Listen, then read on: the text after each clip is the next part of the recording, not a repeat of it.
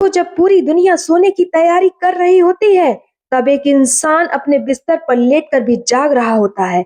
उसका शरीर थक चुका होता है, आंखें बंद होती हैं, लेकिन दिमाग वो पूरे दिन का हिसाब खोलकर बैठ जाता है। किसने क्या कहा, किसी ने क्या कहा, कल क्या होगा, पैसे कैसे आएंगे, रिश्ता कैसे ठीक होगा, होगा या नहीं होगा, लोग मेरे बारे में क्या सोचते हैं। और फिर अचानक एक सवाल आता है, आखिर मुझे सुकून क्यों नहीं मिलता? अगर आपके साथ भी ऐसा होता है, तो आज रात सोने से पहले ये 5 बातें समझ लीजिए। हो सकता है कि आपकी ज़िंदगी की कोई समस्या तुरंत ना खत्म हो, लेकिन उन समस्याओं को देखने के बाद आपका तरीका ज़रूर बदल जाएगा। और 5वीं बात सबसे गहरी बात है, क्योंकि वहाँ सवाल ज़िंदगी का नहीं, सवाल आपका है। पहली बात, जो हो चुका है उसे रात में दोबारा मत जीना।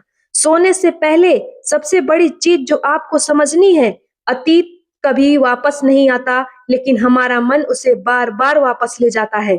सुबह किसी ने कुछ कह दिया, दोपहर में किसी से बहस हो गई, शाम को कोई काम बिगड़ गया, और रात को बिस्तर पर जाते ही मन कहता है, काश मैंने ऐसा कहा होता, काश मैंने वो फैसला नहीं लिया होता, काश मैं उस इंसान से नहीं मिला होता।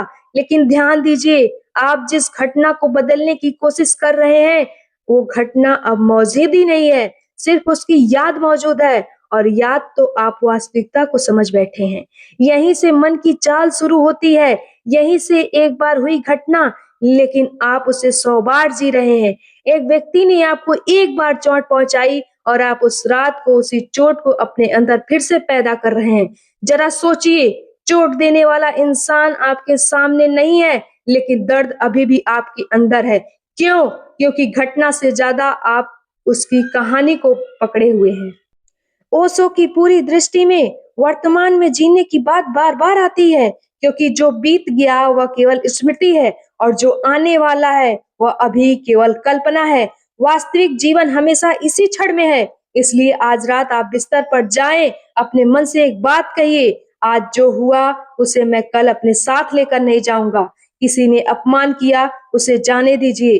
किसी ने आपको समझा नहीं, उसे जाने दीजिए। कोई काम खराब हो गया, उससे सीखिए, लेकिन उसे लेकर मत सोइए, क्योंकि नींद शरीर को आराम देती है, लेकिन अगर आपका मन अतीत से चिपका हुआ है, तो शरीर सो नहीं सकता, मन नहीं। और शायद यही वजह है कि कई लोग 8 घंटे सोकर भी सुबह थके हुए उठते हैं, क्योंकि उन्होंने रात भर शरीर नहीं, अपनी पुरानी कहानी उठाए रखी थी। दूसरी बात, हर विचार को सच मान लेना। अब दूसरी बात थोड़ी खतरनाक है, क्योंकि यह आपके मन की सबसे बड़ी चाल को पकड़ती है। आपका हर विचार सच नहीं होता, लेकिन हम क्या करते हैं? मन में विचार आया, हमने उसे सच मान लिया। मन ने कहा वो इंसान तुम्हें पसंद नहीं करता, आप दुखी हो गए। मन ने कहा तुम जिंदगी में सफल नहीं हो पाओगे, आपका मन डर गया। मन ने कहा कल बहुत बुरा होने वाला है, आप चिंतित हो गए। लेकिन एक सवाल, क्या हर विचार के पास प्रमाण होता है? नहीं। मन एक कहानीकार है, वो खाली जगहों को अपनी कहानी से भर देता है। किसी ने आपको देखकर मुस्कुराया नहीं, मन ने कहानी बना दी।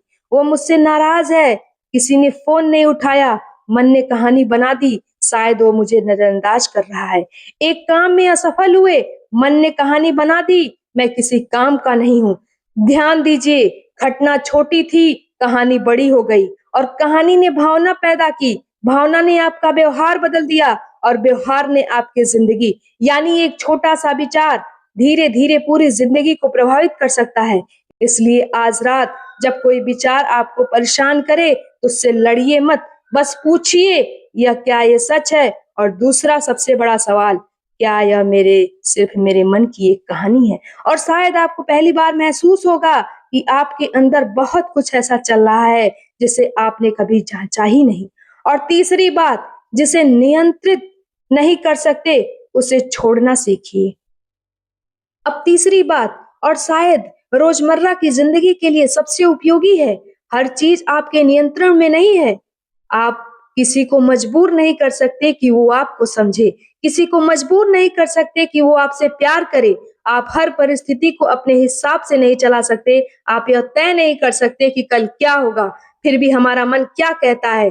वो उन चीज़ों को नियंत्रित करने की कोशिश करता है, जो आपके हाथ में है ही नहीं। वो मेरे साथ ऐसा क्यों कर रहा है? उसने ऐसा क्यों कहा? लोग मेरे बारे में क्या सोचते होंगे? कल क्या होगा? और सबसे बड़ी थकान यहीं से आती है। आप समस्या से नहीं, नियंत्रण की असंभव कोशिश से थकते हैं। जरा एक नदी को देखिए, नदी रास्ते में आने वाले पत्थर से नहीं लड़ती, वो उसके पास से निकल जाती है। क्यों? क्योंकि उसका लक्ष्य पत्थर को हराना नहीं, आगे बढ़ना है। जिंदगी में कुछ लोग पत्थर की तरह होते हैं, कुछ परिस्थितियां पत्थर की तरह होंगी, कुछ घटनाएं आपके रास्ते में आएंगी। हर चीज से लड़ना जरूरी नहीं है। कभी-कभी बुद्धिमानी का अर्थ जीतना नहीं, छोड़ देना होता है। आज रात खुद से पूछिए, मेरी जिंदगी में ऐसी कौन सी चीज है जिसे मैं बदल नहीं सकता, फिर भी रोज उससे लड़ रहा हूँ। किसी का व्यवहार, अतीत, किसी का फैसला, किसी की राय, अगर ये आपके नियंत्रण में नहीं है, तो आप उसे मन में जगह देना बंद कीजिए, क्योंकि जीवन में शांति तब तक नहीं आएगी जब तक सब कुछ आपके अनुसार नहीं होने लगेगा। शांति तब आती है जब हर चीज आपके अनुसार ना होने पर आप भीतर से टूटने ना लगे। चौथी बड़ी बात, उम्मीद जितनी बड़ी होगी, दुख उतना बड़ा होगा। अब यहाँ कहानी और गहरी हो जाती है। हम अक्सर सोचते हैं, मुझे दुख इसलिए है क्योंकि सामने वाले ने मुझे दुख दिया। लेकिन कई बार सच्चाई और ही होती है। दुख उस समय उम्मीद पैदा हुआ है जो हमने सामने वाले से लगा रखी थी। आपने सोचा वो मुझे समझेगा, उसने नहीं समझा, दुख हुआ।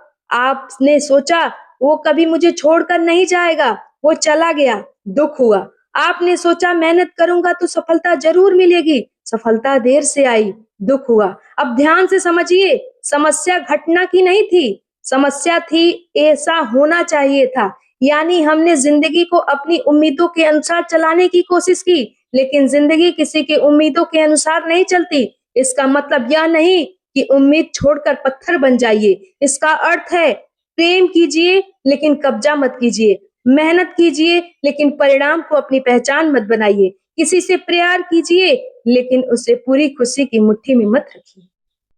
क्योंकि जिस दिन आपकी खुशी की चाबी किसी दूसरे इंसान के हाथ में चली जाती है, उस दिन आपका मन आपका नहीं रहता। आज रात खुद से पूछिए, मैं किससे क्या उम्मीद कर रहा हूँ? और फिर पूछिए, अगर मेरी उम्मीद पूरी नहीं हुई, तो क्या मैं फिर भी ठीक रह सकता हूँ? अगर जवाब हाँ है, तो आप धीरे-धीरे स्वतंत्र हो रहे हैं। पांचवी बात, आप अपने विचार नहीं हैं। अब आखिरी बात, और यही पूरी कहानी का सबसे बड़ा किस्सा है। आपने अभी तक सुना, अतीत छोड़ना, विचारों पर शक करना, नियंत्रण छोड़ना, उम्मीदों को समझना, लेकिन सवाल है इन सबको कौन देख रहा है? आप कहते हैं कि मेरा मन परेशान है, तो मन परेशान है लेकिन आप उसके बारे में जान रहे हैं। आप कहते हैं मुझे गुस्सा आ रहा है, लेकिन आप जानते हैं कि गुस्सा आ रहा है। आप कहते हैं मुझे डर लग रहा है, लेकिन आप डर को देख भी रहे हैं। तो एक पल के लिए रुकिए और देखिए, विचार अलग हैं और विचार को देखने वाला कुछ और है। यहीं से जगह और आध्यात्मिक यात्रा शुरू हो जाती है। आपके अंदर विचार आते जाते रहते हैं, कभी खुशी, कभी दुख, कभी डर, कभी गुस्सा, कभी उम्मीद, कभी निराशा। लेकिन जो इन सबको देख रहा है, उसके बारे में आपने कभी ध्यान नहीं दिया। बादल आते हैं, चले जाते हैं, लेकिन आकाश वहीं रहता है। उसी तरह विचार आते हैं, विचार चले जाते हैं, भावनाएं आती हैं, चली जाती हैं, लेकिन आपके भीतर एक ऐसी जागरूकता है जो इन सबको देख सकती है। शायद ध्यान का यही अर्थ है, मन को जबरदस्ती शांत करना नहीं, बल्कि मन को बिना निर्णय के देखना। आज रात आप सोने आए, आंखें बंद कीजिए, अपने विचारों को रोकने की कोशिश मत कीजिए, बस उन्हें गुजरते हुए देखिए। एक विचार आया, उसे जाने दीजिए, दूसरा आया, उसे भी। कोई पुरानी याद आई, उसे भी। कल की चिंता आई, उसे भी। कुछ मत पकड़िए, कुछ मत भगाइए, बस देखिए। धीरे धीरे महसूस होगा कि मन लगातार बोल रहा है, लेकिन आप हर बात का जवाब देने के लिए मजबूर नहीं है। और यहीं से स्वतंत्रता की शुरुआत होती है। अब सोने से पहले इन 5 बातों को याद रखिए। अपने साथ कोई शिकायत लेकर मत सोइए, किसी ने बदला लेने की बजाय योजना मत बनाइए, कल की चिंता लेकर मत